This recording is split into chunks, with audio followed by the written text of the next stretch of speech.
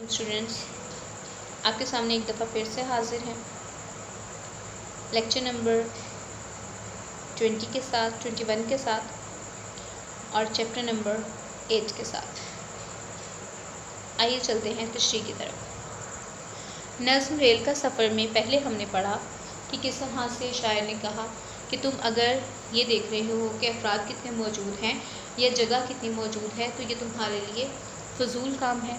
तुम फौरी तौर पे तैयारी पकड़ो और रेल में सवार हो जाओ, क्योंकि रेल में कुछ ऐसे लोग मौजूद हैं जो कि ना सिर्फ खुद बहुत ज़्यादा मौजूद हैं बल्कि उनका सामान भी अल-अमान अल-हफीज़। इसी तरह से एक शख्स है जिसके सर पे बहुत बड़ा गट्ठर है और उसने बाहर के लोगों को नारा मार के यानी बुलंद आवाज़ में पुकारा और इस वजह से उसके सर का जो गट्ठर है वो दूसरे के सर पे जा गिरा। कुछ लोग ऐसे हैं जो अपने सारे खेत के गन्ने डिब्बे में कटा लाए हैं और कुछ लोग ऐसे हैं जो चारपाई तक डिब्बे में ले आए हैं।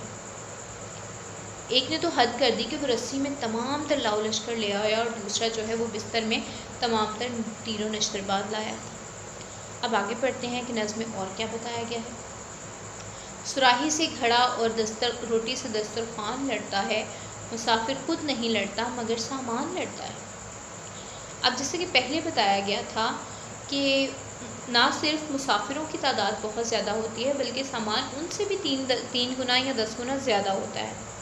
तो यहाँ पर शायर कहता है कि सुराही जो है वो घड़ा से लड़ रही है, रोटी जो है वो दस्तरखान से लड़ रही है, मुसाफिर खुद नहीं लड़ता मगर सामान लड़ता है। कि यानी कि सामान इस कदर ज़्यादा है कि इंसान लड़े या ना लड़े लेकिन उसका सामान जो है वो आपस में उलझ कर रह गया है।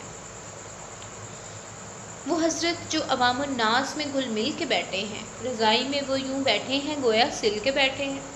यहाँ पे इस शेर में एक ऐसे इंसान की कैफियत बयान हुई है जो कि अपनी रज़ाई में बैठे हुए इर्द गिर्द के तमाम लोगों से खुशगपियों में मगन है, उनके साथ बड़ी मोहब्बत से पेश आ रहा है और वो अपनी रज़ाई में कुछ इस तरह से बैठा हुआ है और उसके इर्द गिर्द इतने नफूस मौजूद हैं, इतने लोग मौजूद हैं कि वो हिलने से भी कासिर है।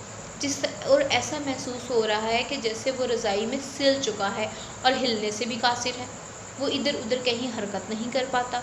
इसलिए शायर ने उसके बारे में कहा है कि वो ऐसा लगता है जैसे रज़ाई में सिल कर बैठा हो। वो आ पहुँचा कोई चिमटा बजाकर मांगने वाला, बहुत मकबूल है लोगों में गाकर मांगने वाला।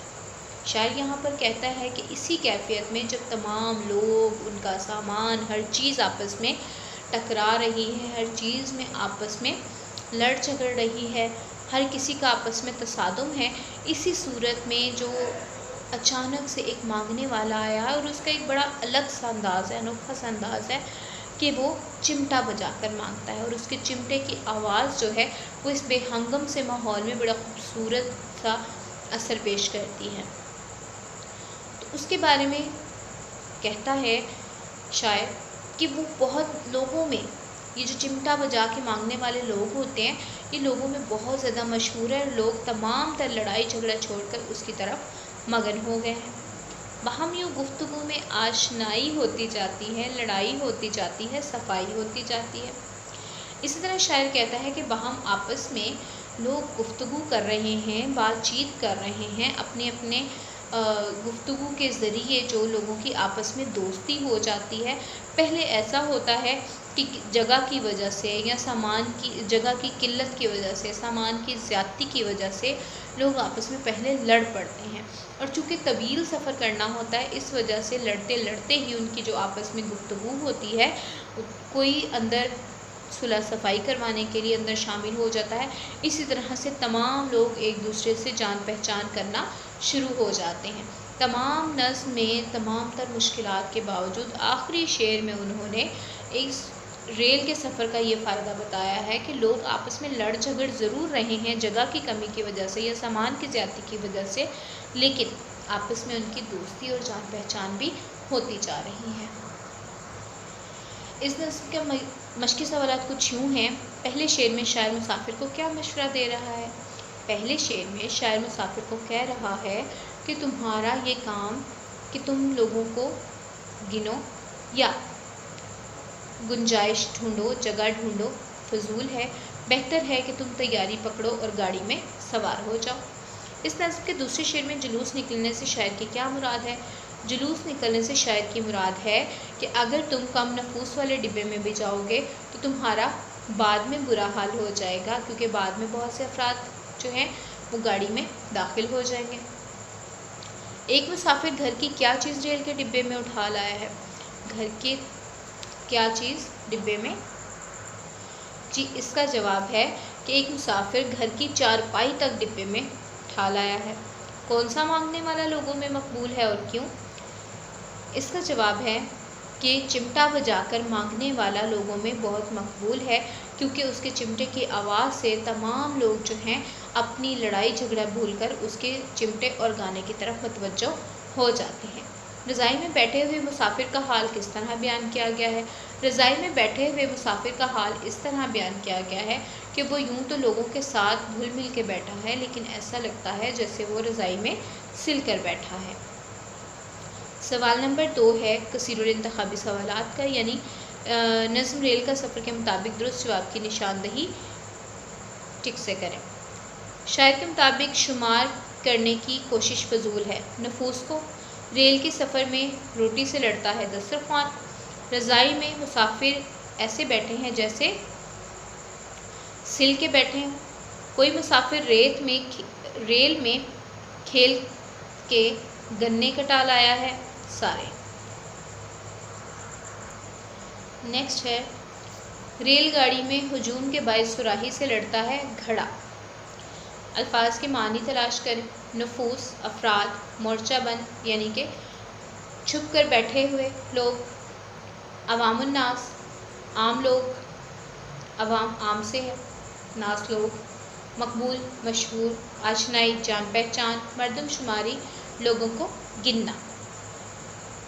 अल्फाज के मुतज़ाद गुफ्तगू, खामोशी, आशनाई ना आशनाई, सफाई गंदगी, लड़ाई सुलह, मकबूल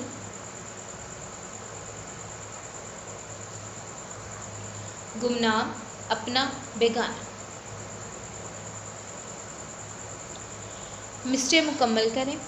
लंगोटी कस खुदा का नाम ले घुस जा सवारी कर।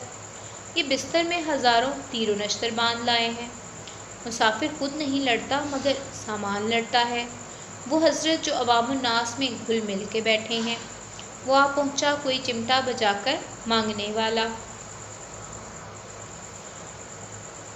सवाल नंबर 6 है मुंदरजा ज़ैल को जुमलों में इस तरह इस्तेमाल करें कि इनकी तज़कीर व तानीस वाज़ेह हो जाए। गुंजाइश, रेल में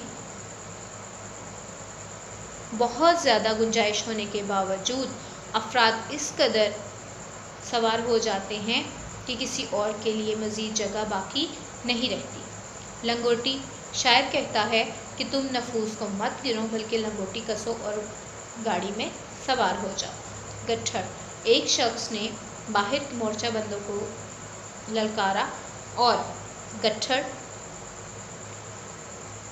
दूसरे के सर पर दे मारा। गुंजाइश, लंगोटी ये मुअन्नस अल्फाज हैं। गट्ठर मुज़क्कर लफ्ज़ है। रस्सी, मैंने रस्सी उठाई मुअन्नस लफ्ज़ है। घड़ा, घड़ा टूट गया मुज़क्कर लफ्ज़ है। सुराही, मैंने बाज़ार से सुराही ख़रीदी ये मुअन्नस लफ्ज़ है। मुहावरात को जुमलों में इस्तेमाल करें। खुदा का नाम लेना। खुदा का नाम लो और मेरा पीछा छोड़ दो। जुलूस निकलना, रेल में सवार होने वाले हर इंसान का जुलूस निकल जाता है। घुल मिल जाना, रेल में लाख लड़ने के बावजूद लोग आपस में घुल मिल जाते हैं।